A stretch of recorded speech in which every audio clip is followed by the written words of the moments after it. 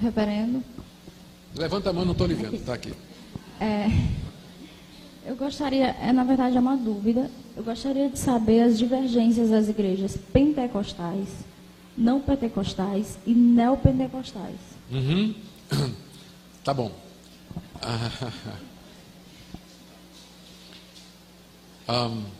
As divergências, elas são, em primeiro lugar,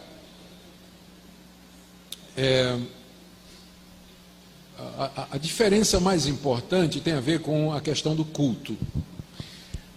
As igrejas pentecostais históricas, como a Assembleia de Deus, por exemplo, elas enfatizam muito a questão do batismo com o Espírito Santo como sendo uma experiência que acontece depois da conversão e que é marcada pelo falar em línguas.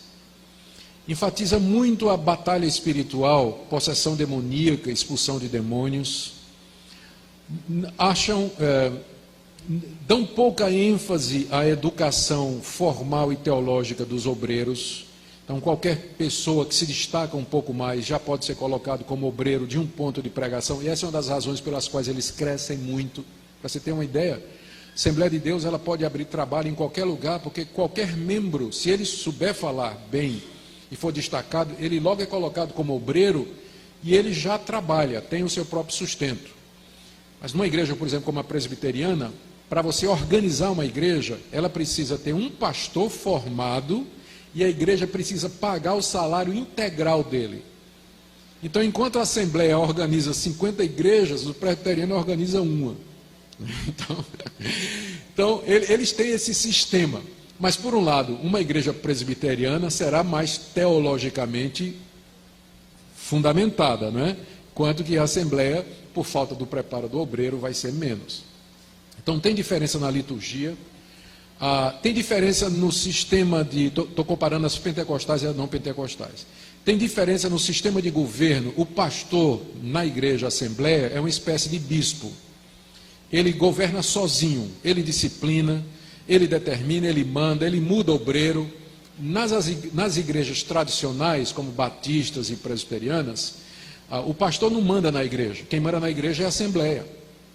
Então a Assembleia é quem exclui membros, quem chama pastor, que bota pastor para fora, que troca pastor, que decide o orçamento da igreja, que diz para onde vai o dinheiro, onde vamos abrir uma igreja, onde não vamos.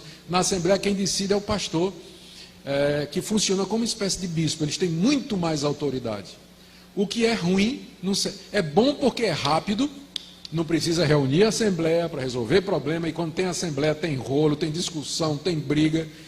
Na Assembleia não, o pastor resolve, e está resolvido, a palavra dele é lei, é rápido, só que nunca deve ficar na mão de um homem só, porque se esse homem errar, quem é que vai corrigir ele? Não é? Então, na igreja batista e na igreja presbiteriana, o sistema é mais devagar, é mais complicado, mas é mais seguro. Né? O pastor, ele não é o dono da igreja, né? Ele tem que responder à Assembleia, tem que responder ao conselho, à junta e assim por diante. Tem diferença na escatologia. A Assembleia de Deus, ela é dispensacionalista. Ela diz que Israel é ainda o povo de Deus, acredita num sistema chamado de 7 dispensações, aí é muito complicado, tem que ser uma conferência só para isso. Os batistas e os presbiterianos, as igrejas tradicionais, eles têm dispensacionalistas, mas são menos. Eles têm uma visão mais simples do como vai ser a vinda de Cristo, e assim por diante. Na Assembleia de Deus, há muita abertura para profecia, visões e sonhos. As igrejas tradicionais, elas já desconfiam um pouco desse tipo de experiência, preferem ficar mais só com o que a Bíblia está dizendo. Mas essas diferenças, você percebe, elas podem parecer profundas, mas na verdade, tanto batistas quanto presbiterianos, eles consideram os assembleianos como irmãos em Cristo. Por exemplo, a minha igreja, se vem um assembleiano se tornar membro da igreja presbiteriana, ele é recebido sem problema. Ele não é rebatizado, nada disso, ele é aceito como membro sem problema, né? As igrejas neopentecostais, elas já são diferentes. As igrejas neopentecostais, elas são focadas na questão da bênção e da prosperidade.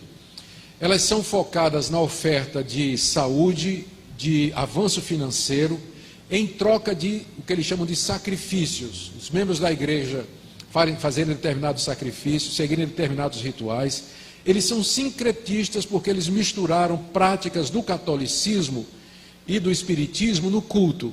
A questão da rosa ungida, que é uma prática espírita, objetos abençoados, o cajado de Moisés, sal, água, copo d'água em cima da televisão ou do rádio. Então são práticas que vêm da religiosidade popular. E aí aparecem apóstolos, gente que se auto-intitula apóstolo, com autoridade absoluta sobre determinada região. Eles não têm controle da membresia, não tem escola dominical, não tem ensino bíblico, a ênfase é só na bênção, prosperidade e tudo mais. Por isso, as igrejas tradicionais, inclusive a Assembleia de Deus, não os considera como irmãos. A própria Assembleia de Deus é contra essas igrejas, porque acha que elas deturparam o Evangelho. Tá? Então essas seriam rapidamente as diferenças. Tá bom? Lá. Deixa eu só ilustrar aqui, pastor, só para você ter uma ideia. Uma vez eu estava escutando um programa de uma dessas igrejas, era o momento do testemunho, né? Aí o obreiro dizendo, vamos ouvir aqui os testemunhos. Irmã, conta a benção. Aí a irmã diz, olha, pastor, eu estava muito doente, fiz a oração dos 318 homens de fé, fiquei bom, estou saradinho aqui, oh, glória a Deus, amém. Irmão, conta a benção. Olha, pastor, meu negócio estava arruinado, eu comprei o cajado de Moisés, fiz as 7 semanas dos 7 homens de Deus e tal, bati assim no carro que eu queria, Deus me deu aquele carro, só felicidade. Oh, aleluia, conta a benção. Aí vem uma velhinha, eu vendo.